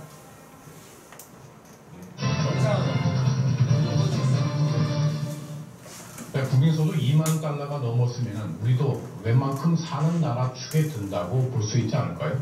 그런데 봉급쟁이 샐러리맨 여러분들 어떻습니까? 갈수록 사는 게 만만치 않으시죠? 일본도 그렇지만 국가는 살이 찌는데 왜 개인은 늘 허덕거릴까요? 오늘 뉴스플러스에서 이 팍팍한 이 샐러리맨들의 삶과 미래를 그려보았습니다. 먼저 권순표 기자입니다. 지난해 우리나라의 국민소득은 사상 최대를 기록했고 1인당 명목 국민소득은 10년 동안 2배 가까이 늘었습니다. 그런데 샐러리맨 여러분들 10년 전보다 2배 더 잘 살고 계십니까? 그렇지 않다고요. 왜 그럴까요? 지난 20년간 기업의 소득 증가율은 6배나 뛰었지만 가계의 소득 증가율은 오히려 절반으로 줄었습니다. 경제성장의 과실이 개인보단 기업 쪽에 쏠렸다는 얘기입니다. 그럼 앞으로는 좀 나아질까요? 일본처럼 된다고 하면 10년, 20년이 지난다고 해도 우리의 생활이 더 나아질 게 없다는 얘기입니다. 그렇다면 우리의 노후는 어떨까요? 수명은 길어지고 퇴직은 빨라지고 여러분 미래는 준비되셨습니까? 전형적인 셀러리맨의 노후를 위한 재무 설계를 김중환 기자가 의뢰해봤습니다. 47살 회사원 김동호 씨. 탄탄한 대기업의 18년차 가장급. 중학생, 초등학생 아들, 딸을 둔 전형적인 셀러리맨입니다. 지난해 김 과장의 월 평균 소득은 500만 원가량. 비슷한 나이 다른 셀러리맨의 평균 월급 460만 원보다 많습니다. 김 과장의 생활을 따라가 봤습니다. 일주일에 한 번쯤 있는 술자리와 가족 외식을 포함한 식음료비 60만 원. 주택 자동차 유지비와 통신비 등 100만 원. 두 아이 학원비와 보험료 130만 원. 은행 대출을 갚는데 85만 원. 부모님 용돈과 경조사비 등 50만 원. 이 돈을 빼면 실제 저축할 수 있는 돈은 많아야 월 50만 원입니다. 생활을 위해서 혹시 줄일 수 있는 부분들이 있을까요? 전부 제가 이렇게 과소비를 한다고 생각을 하지 않거든요. 특별히 좀 뭘 줄여야 될지 모르겠어요. 지금까지 살만하다고 하는 우리 사회의 등장은 김 과장의 일상을 보셨습니다. 낭비를 하며 살고 있다고 생각하십니까? 재무 전문가에게 김 과장의 미래를 평가해달라고 해봤습니다. 그런데 그 결과는 냉혹합니다. 길게 잡아도 8년 뒤에는 정년. 평균 수명을 감안하면 30년을 특별한 소득 없이 살아야 하는 상황. 재무관리 전문가는 이대로라면 김 과장의 미래는 절망적이라며 적어도 연봉의 40%는 저축해야 한다고 말합니다. 지금 현재 가지고 있는 생활, 유지하고 있는 생활 수준들은 죄송한 이야기지만 지금 80대 수준까지도 만약에 그렇지 않다고 한다면요. 외람된 이야기지만 주변에서 많이 어려워하시는 빚을 주시고 본인의 모습이 그 모습이 될 수도 있습니다. 이런 절망적 상황에 대한 대비책은 간단하지만 실행은 어렵습니다. 실질적 정년 보장을 통해 국민연금 고갈을 막아야 하고 기업이 이윤을 덜 가져가고 셀러리맨의 월급은 올려야 한다는 얘기입니다. 하지만 근원적 대비책은 역시 국가적 차원의 복지일 수밖에 없습니다. 정말 열심히 사시고 우리 주변에 있는 좀 많은 분들의 사례예요. 그죠? 그러니까 회사를 20년이나 다니고 했는데도 한 달에 500만 원밖에 못 번다는 거. 첫 번째로 굉장히 충격이었고요. 그리고 그나마도 줄여야 된대요. 그중에 40%를 저축을 해야지 이제 폐지를 안 주는데요. 이 사람이 뭐 룸사롱 다니고 흥청망청 산 거 아니거든요. 남들보다 열심히 사는 한 집안의 가장인데 왜 그렇게 가혹하게 자꾸 허리를 줄이라 말씀을 하는지 되게 슬픕니다.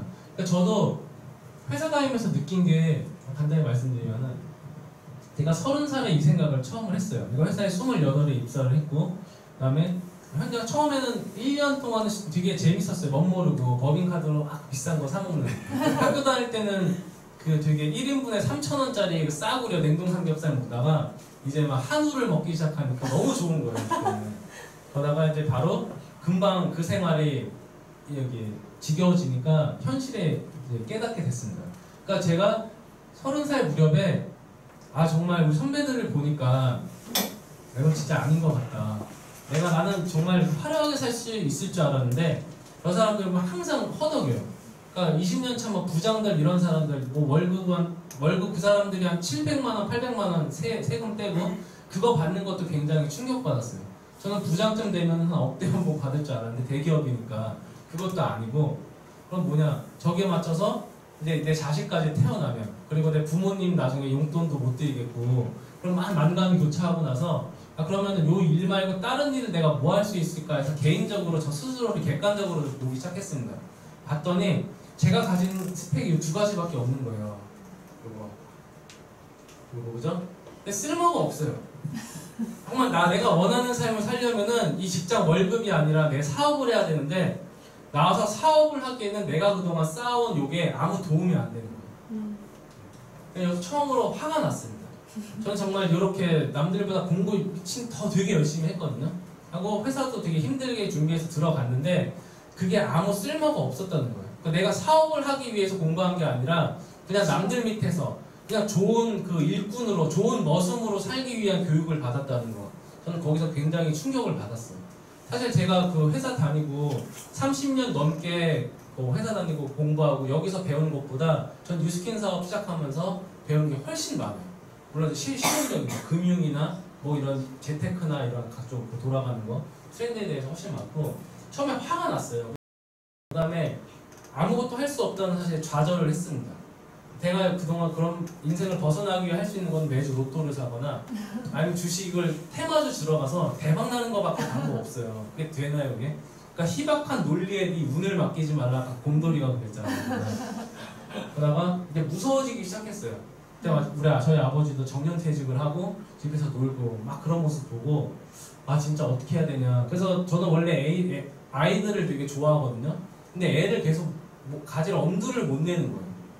이 상황에서 지금 나도 지금 어떻게 해야 될지 모르겠네요. 그러다가 계속 고민을 하게 됩니다. 진짜 이대로 살면은 나 진짜 망할 것 같아. 내 인생은 정말 나 잘 살고 싶었는데. 그러다가 저는 그 당시에 담배를 되게 많이 폈어요. 하도 스트레스 받으니까. 지금은 아예 끊었거든요. 제가 일하는 데가 신논현역 교보타워 혹시 아실 거예요. 거기 두산중공업이 있었어요. 입주돼 있어서 거기 나와가지고 담배를 피다 보면은 거기 항상 그런 차들 람보르기니나 페라리나 뭐 그 벤틀리 이런 게 많이 자주 지나가요. 여름 같은 때 애들이 괜히 막 꿍짝꿍짝 하면서 창문을 내리고 가는 애들이 있는데 보면 다 내 또래인 거예요. 그래서 되게 궁금해지기 시작했어요. 처음에 보고 쟤네 금수저인가?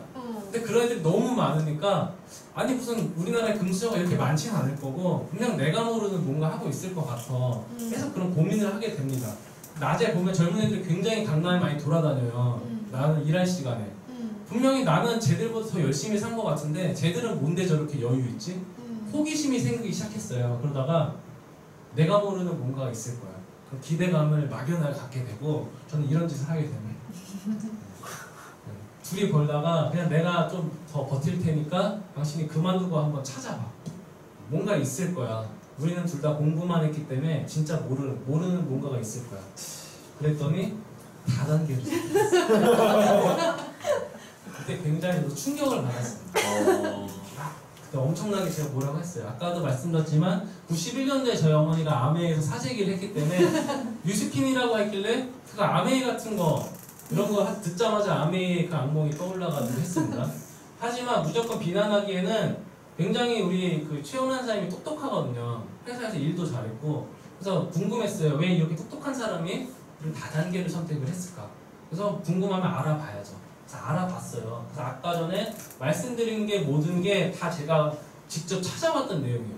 그러니까 저는 남의 말을 안 믿어요. 되게 굉장히 고지식한 사람이라 가지고 약간 부정적인 것도 있고 누가 얘기하면은 그걸 객관적으로 내가 납득이 될 때까지 책을 통해 찾고 아니면 따로 뭐 들어가서 진짜 검색을 해봐요.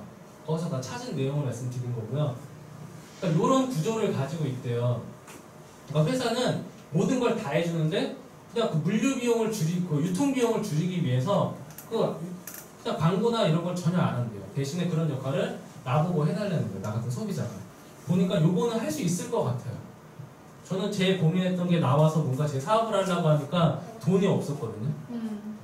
그래서 제 고민이었는데 자본이 없이 누구나 할 수 있는 일이에요. 그리고 우리가 사실 아까도 말씀드렸지만 제가 그동안 배웠던 거는 사업을 하는데 전혀 도움이 안 되는 것들이에요. 남의 밑에서 일하는데 저 특화된 그런 사람이었던 거죠. 저는. 근데 그걸 다 알려준대요. 사업이라는 게 뭔지, 돈 관리 어떻게 하고 이렇게 뭐 유통이랑 이런 거 디테일한 거 다 알려줘서 누구나 할 수 있다. 그리고 저는 요거에 사실 제일 꽂혔어요. 글로벌 사업. 근데 중국 시장에 굉장히 관심이 많았거든요. 이 큰 15억이고. 근데 이게 이미 중국에 들어있는 회사들이 많이 있다고 합니다. 네트워크 마케팅.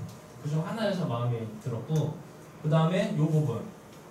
이게 단순히 화장품이나 어떤 건강식품이나 이런 그 제조사의 회사 제품을 그냥 파는 게 아니라 내가 유통망을 이렇게 만들어가지고 그 안에서 지속적으로 반복적으로 제품이 유통될 때마다 나한테 돈이 들어오는데 그게 나 혼자 네트를 짜는 게 아니라 나도 마찬가지로 나와 같이 소비자 네트워크를 구축할 사람을 리크루팅하고 그를 교육하고 함께 짜 나가다 보면은 어느 순간 나는 이제 거기서 손을 떼도 그 유통망이 제대로 돌아가는 순간 그건 다 자산가 같은 효력을 갖는다. 그러니까 지속적으로 돈이 들어오는 수입원을 만들어 놓는 그런 일이라고 했어요. 그리고 문제는 또 상속도 가능하대요. 그래서 반드시 검토해봐야 될 것들이 이거거든요. 말씀드리고 우선 합법이어야 되고 우리는 정말 남들한테 피해를 주려고 이 일을 선택한 게 아니잖아요. 누굴 도와주고 싶어서 한 거기 때문에 무조건 불법에서는 피해가 갈 수밖에 없거든요. 그걸 반드시 확인해야 됩니다. 이거는 공정거래위원회에 들어가서 보시면 된다고 했어요. 그 다음에 회사가 안정적인 거. 우리는 요거랑 이제 제조사랑 파트너십을 맺고 이 회사의 전산 시스템을 이용해서 우리의 자산, 그러니까 소비자 유통망을 거기다가 구축하는 사업이거든요. 근데 회사가 사라지면은 그것도 같이 사라져요. 내 노력이 다 물거품이 되는 거니까 반드시 회사가 적어도 내가 이 사업을 그만두는 한이 있어도 회사는 살아있을 정도로 안정적이 돼야 돼요. 그러려면 신용등급이나 재무상태 이런 거 반드시 봐야 됩니다. 그리고 시장성은 뭐냐? 아무리 회사가 되게 좋고 탄탄해요. 근데 삐삐를 유통하는 회사예요. 삐삐 누가 사요? 절대 안 해요. 그죠? 이런 거. 그래서 이 내가 선택한 제품 사업 아이템이 시장에서 반드시 먹히고 재구매가 될 수 있는 제품인지. 우리가 광고를 안 하기 때문에 사람들한테 일일이 설명할 필요가 없이 우리 세일즈맨이 아니거든요. 이게 사람들이 써보고 진짜 좋아가지고 뭐 소개가 날 수 있을 정도로 아주 유일무이한 제품을 이 회사가 아이템으로 갖고 있는지 그런 것도 확인을 해야 되고 보상은 내가 물론 당연히 일한 만큼 돈을 제때 주는지. 어떤 업체들은 가면은 돈을 뭐 예를 들어 저희는 15일날 입금을 해주는데 돈이 15일날 안 들어오고 막 20날 들어올 때도 있고 30날 들어올 때도 있대요. 이런 회사 절대 하면 안 돼요. 자기들도 돈이 없으니까 그건 대출 받아다 준다고 하더라고요. 그런 회사는 금방 망하겠죠. 그리고 교육 시스템. 어떻게 보면 사실 이 앞에 부분은 회사에 관련된 문제고 이게 제일 중요한 부분이라고 생각하거든요. 그러니까 누군가 들어왔을 때 이 사람이 완벽한 사업가로서 제 역할을 할 수 있게 A부터 Z까지 다 교육을 해줄 수 있는 어떤 교육 시스템이 있는지 그거랑 이 사업자들 우리는 회사랑 사업을 하는 게 아니에요. 사실 파트너십을 맺고 우리 같은 이런 개인 소비자들의 집합인데 여기서 어떤 사람들은 되게 불성실하고 정직하지 않은 사람들이 모이기 시작하면은 나의 사업까지 영향을 받을 수 있어요. 이 대표적인 게 허벌라이프라는 회사가 있는데 거기 회사 자체는 굉장히 좋고 아이템도 좋거든요. 근데 그게 우리나라에 들어올 때 그 매장을 내는 식으로 처음에 사업을 시작해버렸어요. 근데 그게 잘못 복제가 돼가지고 그러니까 매장을 내면은 한 번에 물건을 쌓아놓고 하기 때문에 매출 관리에 굉장히 편해요.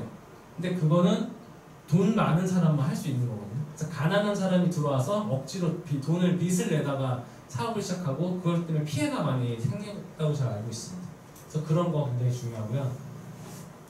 그러니까 내가 당장 할 수 없어도 그냥 계속 교육 프로그램이 있으니까 변하면 돼요. 그런 일이에요. 굉장히 좋은 일이었어요. 로버트 기요사키는 그 부자빠 안 아빠 이번에 나오는데 이 현금 흐름 사업이 항상 얘기하죠.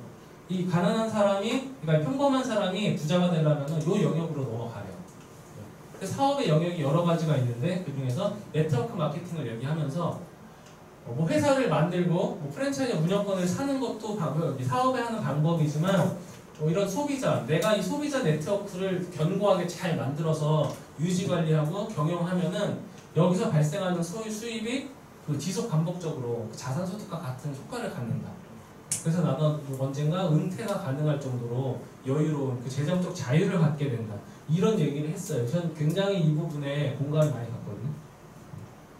그래서 결국 이런 일이에요. 그러니까 네트워크 마케팅이 로버트 기요사키는 전통적 방식의 사업은 아니지만 사업이랑 같은 구조를 가지고 있고 저는 이 부분이 굉장히 되게 강조하는 부분인데 이분이 금융교육자잖아요. 그래서 이건 비즈니스 스쿨이라는 걸 많이 강조를 해요.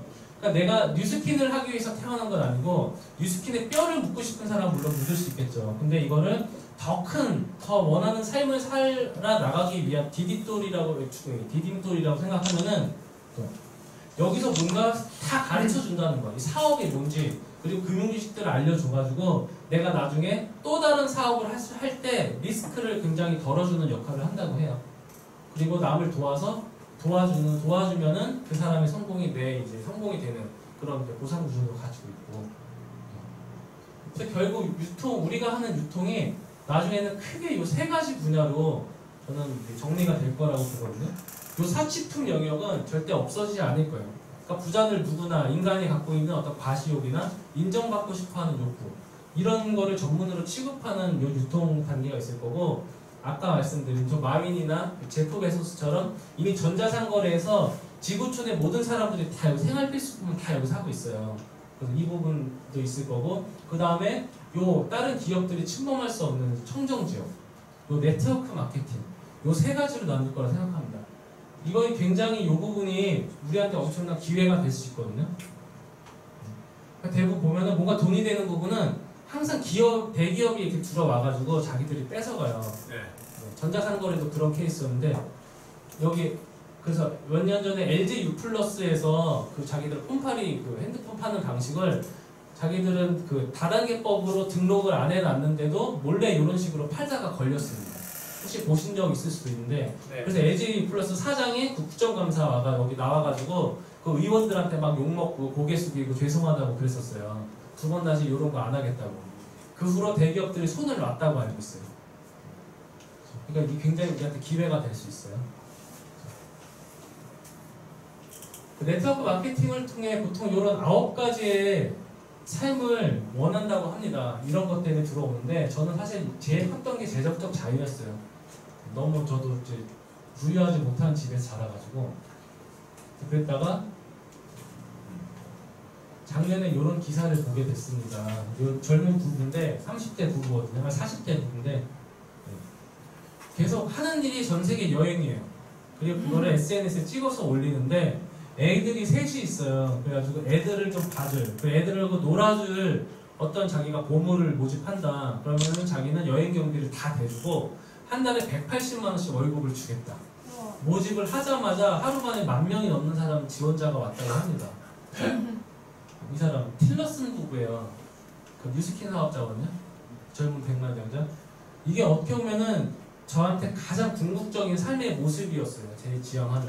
저희 아버지가 많이 배우지도 못하고 많이 제 경제적으로 여유가 있고 그런 분은 아니었어요. 약간 한량이었는데, 제가 유일하게 기억에 좋게 남은 부분은 뭐냐면은 어렸을 때 저한테 야구 가르쳐주고 축구 가르쳐주고 굉장히 그걸 같이 놀아주셨던 기억이 나거든요. 근데 저는 계속 이렇게 뭔가 여유를 갖고 나서 아이를 갖고 싶은데, 그러다 보면은 회사 다니면 이제 평생 대가 끊기게 생겼다. 이런 부담감이 있었던 거예요. 근데 이 부부를 보니까 이게 어떻게 보면은 이게 내가 꿈꾸던 삶이 아니었을까. 굉장히 이렇게 감동을 받았습니다. 다시 한번 제가 아까 부제로 말씀드렸던 최고의 도구임에는 확실해요. 그건 제가 이제 조사하고 지금 말씀드린 것만 생각해도 그건 정말 제가 장담할 수 있는데, 지금 들어보시고 진짜 괜찮다 싶으면은 좀 더 알아보세요. 그냥 괜찮아서는 안 되거든요. 근데 이 정도면은 진짜 안 하면 후회할지도 모르겠다. 그 정도 생각이 들면은 무조건 잡으셔야 돼요. 오늘 보면 시간이 길어졌는데 더 말씀드릴 기회가 있었으면 좋겠네요. 오늘 감사합니다. 와!